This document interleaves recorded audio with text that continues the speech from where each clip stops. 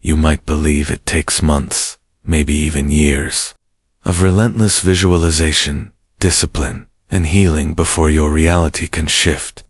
You might think breakthroughs are earned, that they only come after you've suffered enough, checked off every spiritual box, and mastered every technique. But what if I told you the real change, the actual quantum leap, doesn't arrive at the end of a long, grueling process? What if it happens in a single, quiet moment, so subtle that most people miss it entirely? There's a hidden pattern that appears right before someone's life transforms.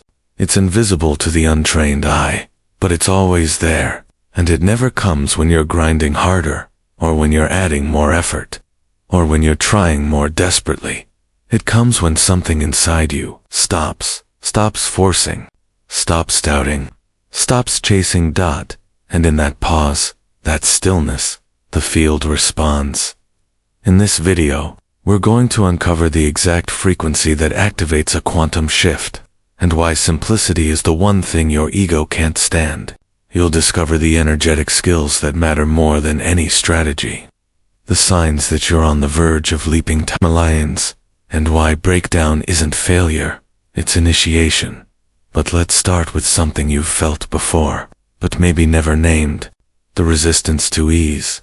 That moment when life begins to flow and you get scared, when you feel a deep, quiet knowing in your soul, and your mind immediately demands proof. You felt that tension, the pull between your soul's clarity and your ego's survival instinct. We live in a world addicted to struggle. Effort is glorified. Complexity is worshipped. If it feels too simple, it must be wrong.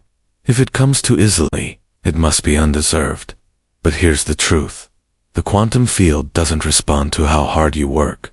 It responds to how clear you are, how clean your frequency is, and clarity is almost always found in simplicity. The challenge is that simplicity threatens the false self. Because if the truth is simple, then what was all the struggle for? If it's simple, what does that mean about the identity you've built around trying, fixing, and proving? Simplicity strips away the drama, and when there's no more drama, there's nothing left to hide behind. That's why most people unconsciously sabotage their own shifts, not because they're broken, but because they're afraid of how quiet the truth really is. They expect lightning. They get stillness. They want fireworks. The field gives them silence, but it's in that silence that the shift lives. The quantum field is always mirroring you. It's not waiting for your next affirmation or visualization. It's vibrating with your current identity. The moment you drop the need to force and simply become, the feedback loop changes.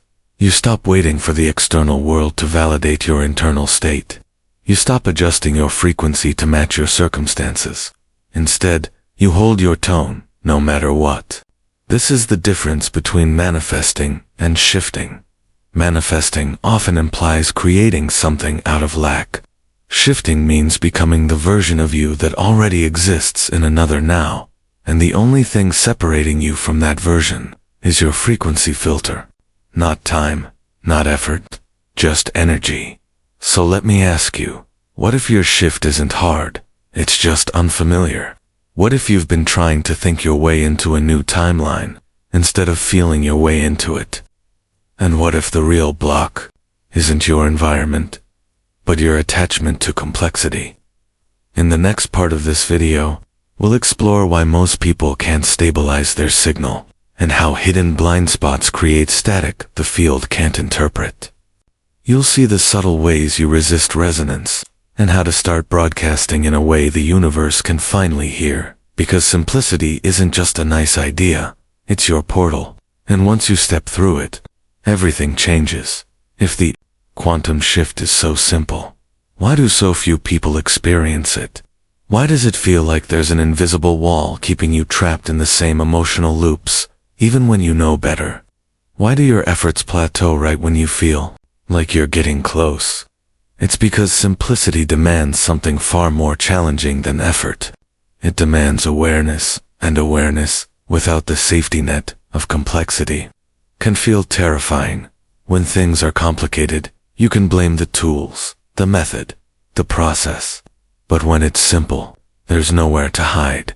The spotlight turns inward, and you're left with one question. Who am I without the struggle? Am I really ready to shift? Let's start there, because the truth is, readiness isn't about wanting the shift. It's not about convincing yourself you're prepared. It's about holding the frequency of the version of you who has already shifted, consistently, cleanly. And most people never get there. Not because they don't want it enough, not because they're not spiritual enough, but because they're carrying blind spots, invisible threads, pulling them back into the old reality. Blind spots, the hidden frequency filters. These aren't flaws. They're patterns you're too close to see. They're emotional reflexes you've normalized. They're stories you've told yourself so many times, they've hardened into what feels like truth. But here's the catch. The quantum field doesn't respond to what you consciously want. It responds to what you unconsciously are. So while your mind is busy visualizing abundance, your underlying signal might still be tuned to scarcity. Not because you're failing, but because you've never questioned your default frequency. Take a breath. Feel into that for a moment. When no one's watching, when you're not doing the work, when you're not meditating, affirming, or manifesting, what do you broadcast? What is the emotional climate of your inner world when you're just existing? That is your real frequency. That's what the field is picking up and mirroring. The first mastery, skill, self-awareness in. This is where the first skill comes in. Self-awareness. I'm not talking about journaling once a day or reflecting on your emotions after the fact. I mean a living, breathing awareness that's awake while life is happening. The kind of awareness that catches your thoughts as they arise, without judgment, without rushing to fix them. The kind of awareness that feels the survival reflex ignite, and chooses not to collapse into it. This isn't passive observation. It's the deep stillness that stands in the middle of the storm, and doesn't mistake the weather for the sky. The second skill, radical responsibility. And then comes the second shift, one that's even harder. Radical responsibility. This is where your frequency starts to clean itself. Not because you're pushing harder, but because you're claiming every signal you emit. It's not about blame. It's about ownership. When you stop asking, why is this happening to me? And start asking, what is this showing me about my resonance? Everything changes. Victimhood is loud, but incoherent. Ownership is quiet, but magnetic. The third skill, accountability states. Next comes the skill that amplifies everything. Accountability states. These are the vibrational anchors you return to, no matter what's happening around you. Most people wait for life to validate their state. Quantum shifters hold their state until life has no choice but to reflect it. Accountability means showing up for your frequency even when it's inconvenient. Even when the evidence says you're crazy. Even when it feels like nothing is moving. This is frequency leadership, not just for others, but for yourself. The fourth skill, detachment from perception. And, finally, the most paradoxical skill of all, detachment from perception. We're trained to judge everything. This is good. That is bad. This means I'm close. That means I've failed. But what if your lowest moment is actually the final phase before the shift? What if what you're calling a breakdown is actually your old frequency collapsing in on itself? Detachment doesn't mean you stop feeling. It means you stop labeling. You let the experience move through you without assigning it a verdict. Because the quantum field is not linear. The darkest moment may be the exact calibration required for the light to land. The threshold, where most people quit. There's a moment, subtle and disorienting, that almost always arrives before a true quantum shift. It's when the old timeline begins to loosen, but the new one hasn't anchored yet. You feel suspended, like you're standing in a hallway between two realities. The past no longer fits, the future isn't clear, and everything inside you is screaming, do something. But in truth, you're already right on the edge. This space is sacred, but it rarely feels that way. It often shows up as confusion, fatigue, misalignment, even despair. It feels like your vision is breaking down instead of coming alive, and if you don't understand what's happening, you'll misread it as failure and turn back. What's really happening before any quantum jump? Your field has to let go of its current coherence pattern. Think of it like tuning from one radio station to another. There's static in between. That static feels like restlessness, like emotional noise, like the impulse to run. But it's not a warning. It's a threshold. The old frequency cannot hold your next chapter. What's really happening is this. The energy holding your old identity together is disassembling. Beliefs, habits, and loops that defined you are losing their charge. And without that charge, your ego has nothing to grip. So, it panics. It tries to pull you back into the old loop. And this right here is where most people quit. Not because the field says no, but because they mistake transformation for collapse. If it feels shaky, your close of things feel uncertain. You're almost there. What you're feeling is your frequency shedding. What no longer matches. This is where detachment becomes essential.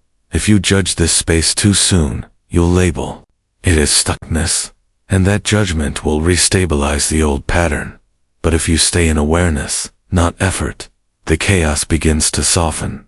The edges dissolve. You stop forcing forward movement and start allowing alignment. This is when you become magnetic, not because you're trying, but because you've stopped leaking energy into resistance. The power of coherence right before the shift.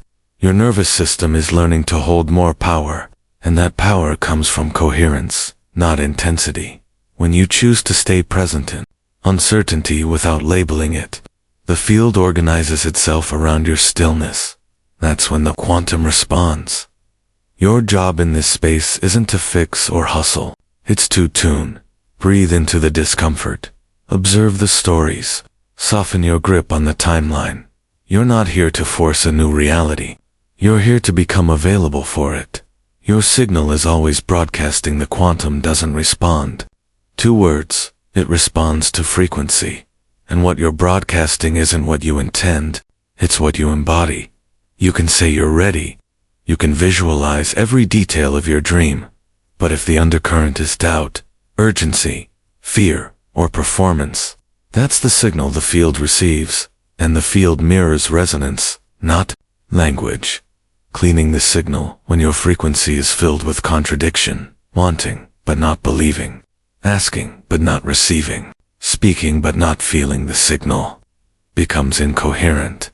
And incoherence only produces one thing in the quantum: delay. So the real work is cleaning your signal, not censoring your feelings, not forcing yourself into positivity, but aligning your inner tone so there's no split between intention and embodiment.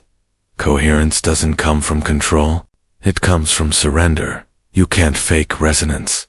You can't think your way into it. You feel your way there by softening into the truth of who you already are. The observer effect. The quantum field is infinite.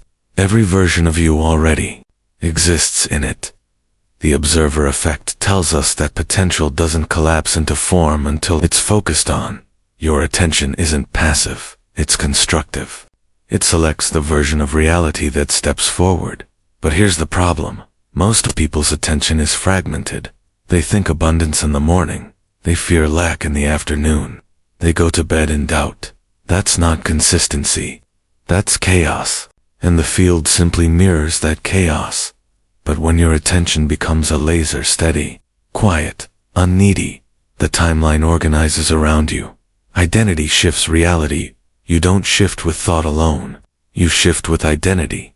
Your thoughts can want the shift, but your subconscious identity might still be anchored to the old reality, and the field mirrors identity over thought every time. So the real work is not becoming someone new. It's allowing the version of you that already lives the life you've been calling in to lead. The simplicity, the ego, can't stand the quantum shift is not complex. It's so simple, the ego overlooks it, dismisses it, or tries to complicate it. But those who shift and stay shifted know the truth. You don't quantum leap by doing more. You shift by aligning more cleanly, calmly, truthfully. You stop running after the version of you that already exists, and you start being them. You're not here to chase the shift. You're here to embody the one who shifts easily. Once you realize that, life stops being a pursuit and becomes a mirror. Your energy speaks before you do. You ask less and receive more. Not because you're manipulating reality, but because you've become reality in harmony with itself. You've always been the shift. Now, the field knows it too.